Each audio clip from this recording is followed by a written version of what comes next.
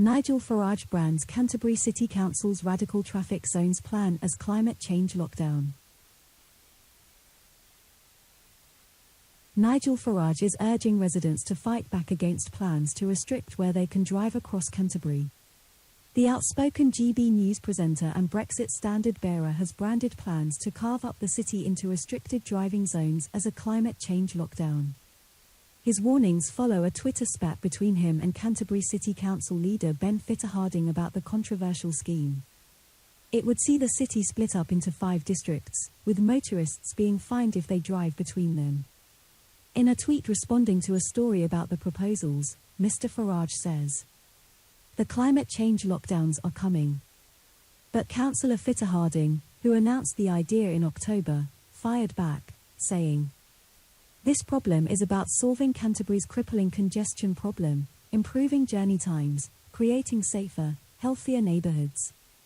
Our medieval city was never designed for cars. What's the problem with fixing that, please?"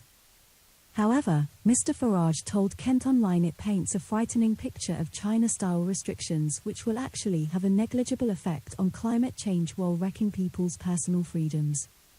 There's absolutely no justification for it because it will not make one iota of difference to the planet, with China last year building 80 new coal-fired power stations, he said.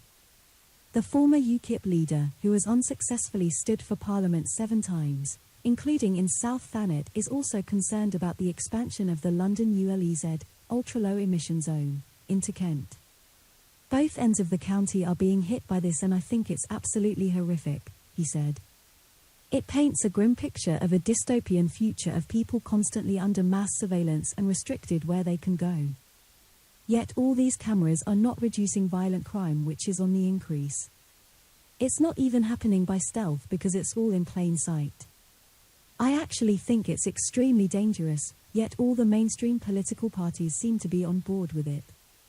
Mr. Farage urges KentOnline readers to wake up to the threat to their liberties residents and lobby their MPs and representatives to register their objections. "You only have to look at the COVID lockdowns and how people who refused the vaccine were punished by government," he added.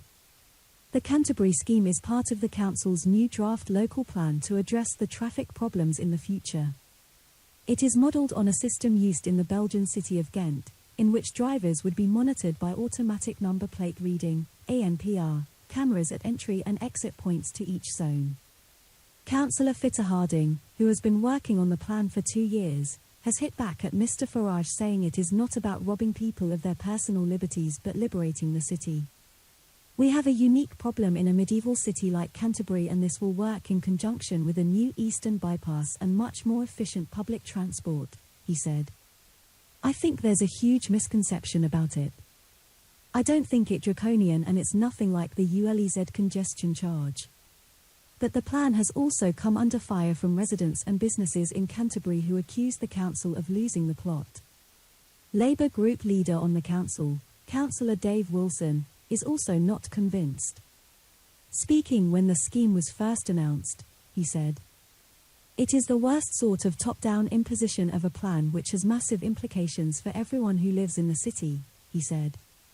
Lib Dem leader Councillor Nick Eden Green added, "It will actually add to the traffic, not reduce it. That flies in the face of trying to be carbon neutral. When I visit friends, I don't consider which zone they are living in. It's frankly ridiculous. You're creating ghettos where people are locked in and can't travel elsewhere. Whether or not you can go to the supermarket may depend on what side of the road you live on." A similar scheme is now being proposed in Oxford by the Lib Dem Green Party-run County Council, which wants to divide the district into 6 zones.